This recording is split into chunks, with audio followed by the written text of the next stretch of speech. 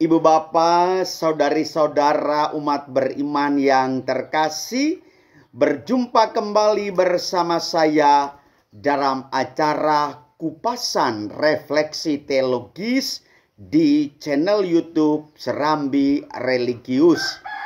Ibu bapak, saudara-saudara umat beriman yang terkasih, pada kesempatan ini saya dari lokasi bencana 4 April 2021 di Desa Nelelamadiken.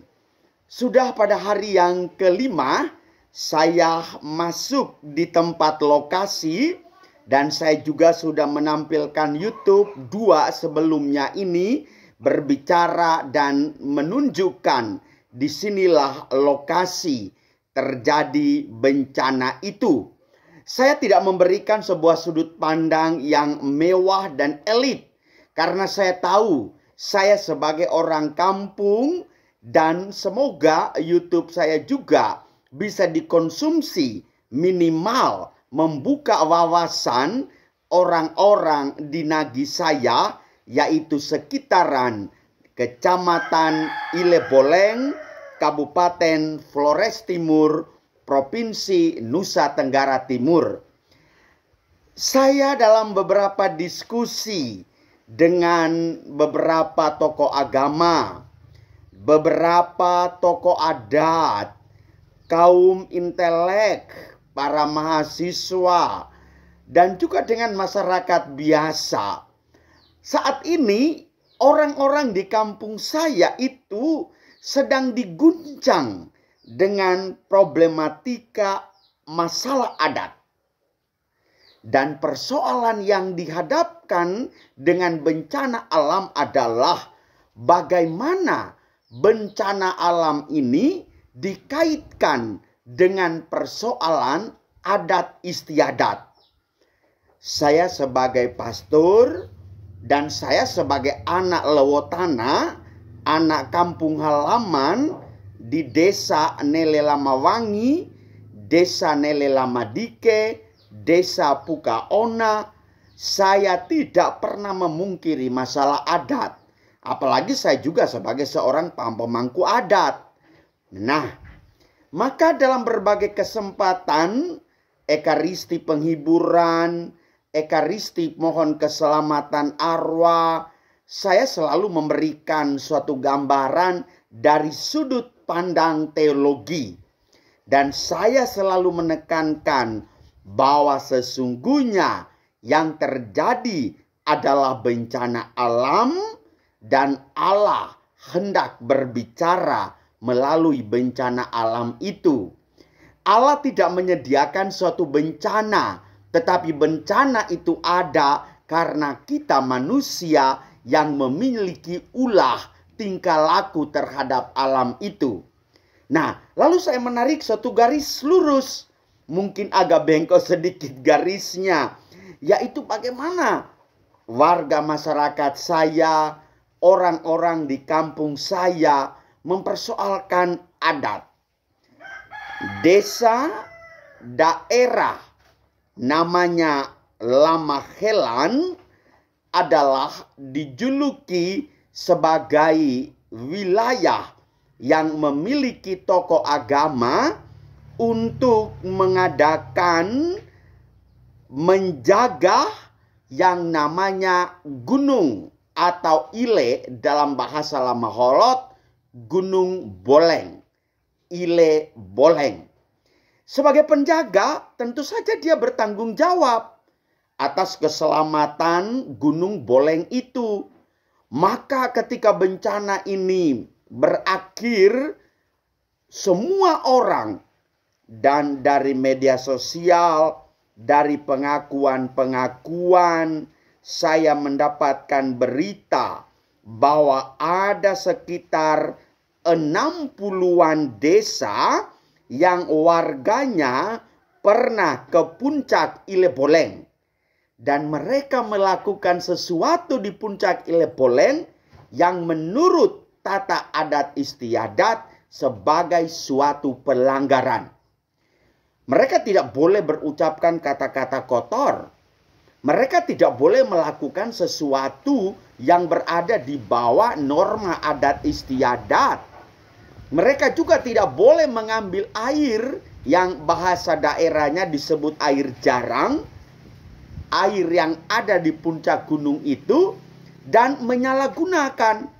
Lalu bagi yang sudah mengambilnya ini, mereka harus datang ke Lamahelang mengaku bahwa kami sudah mengambil air itu.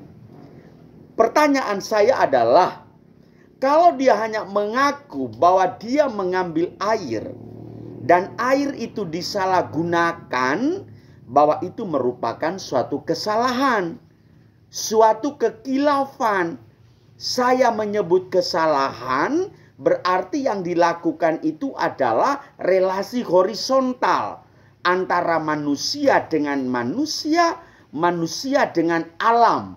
Notabene alam Ileboleng.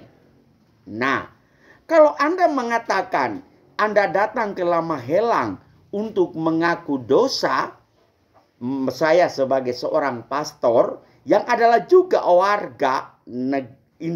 warga kampung halaman saya sendiri, berhadapan dengan dosa berarti kita memiliki suatu relasi yang tidak harmonis dengan Tuhan. Maka kalau urusan dengan Tuhan, ya ada sakramen pengakuan dosa kepada pastor. Oke, Ibu Bapak Saudara yang terkasih, menarik untuk mengkaji permenungan yang saya lemparkan ini. Dan dari dalam permenungan ini, saya mendapatkan suatu pertanyaan. Silakan saja Anda datang ke Lamahelang. Anda datang kepada kelompok atau pribadi-pribadi tertentu yang bertugas untuk menjaga Ileboleng. Anda mengakui kesalahanmu. Tetapi kalau Anda merasakan Anda juga berbuat dosa, Anda harus juga datang kepada pastor. Maka kepada pemangku adat, kepada seluruh tokoh adat istiadat, baik di desa Nelelamadikén, desa Pukaona, desa Nelelamawangi, desa Lamahelang, dan seterusnya. Kita juga perlu bergandengan tangan dengan pastor dong. Karena kita semua ini juga percaya, apalagi orang Adonara, yang namanya adat istiadat itu adalah hal vital. Maka orang mengatakan, kita boleh memiliki harta kekayaan, kita boleh memiliki kelimpahan, kemewahan, dan semacamnya. Tetapi kita ini hidup karena adat. Kita hidup karena koda, karena firman. Mati juga karena firman, hidup juga karena firman. Betul, kitab suci mengatakan, pada mulanya adalah koda kiring. Pada mulanya adalah sabda. Dan sabda itu telah menjadi manusia, yaitu dalam diri Yesus Kristus. Dan dia telah menciptakan alam semesta. Tetapi kita manusia dengan segala kekurangan dan kerapuhannya tidak memelihara alam semesta itu. Kita menggunakan alam semesta dengan seenaknya saja. Atau bahasa orang Jawa mengatakan semau gue saja. Atau seturut perut saya, maka tentu kita mendapatkan akibat. Ya, bukti nyatanya bencana alam. Jelas kan? Oleh karena itu, Ibu Bapak Saudara-saudara yang terkasih, saya hendak mengajak kita semua untuk melihat dua fenomena ini. Bahwa bencana alam, iklim seroja silikon, yang adalah badai yang luar biasa itu yang mengganas. Pertanyaan saya adalah begini, apakah kita hanya sampai di situ saja? Apakah badai siklon tropis seroja 5 April 2021, saya ulangi sekali lagi karena ada salah menyebut tadi, badai siklon tropis seroja 5 April 2021, apakah dia murni karena badai alam atau dia bekerja sama dengan persoalan adat istiadat di alam Nusa Tadon Adonara, lalu mengakibatkan kehilangan nyawa, kehilangan rumah ibadah, kehilangan harta, dan seterusnya. Namun, ibu bapak saudara-saudariku yang terkasih, di atas segalanya itu ada lera wulan, ada Tuhan Allah yang menciptakan alam semesta ini. Maka dengan sesama Anda datang mengakui bahwa Anda bersalah, tetapi dengan Tuhan juga Anda harus mengakui bahwa sesungguhnya Anda telah berdosa.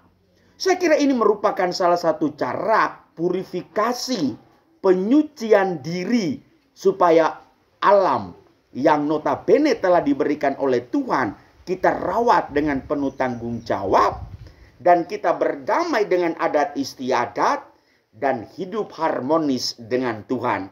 Maka minimal kita terhindar dari bencana. Sangat logis.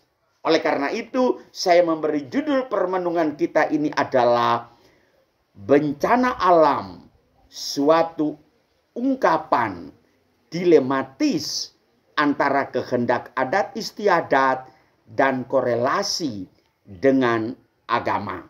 Jangan sampai kita lupa untuk hal ini.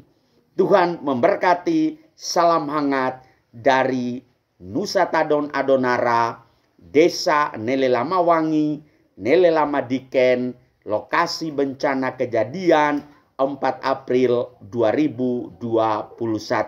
Salam duka dan sukacita Tuhan menyertai kita semua. Amin.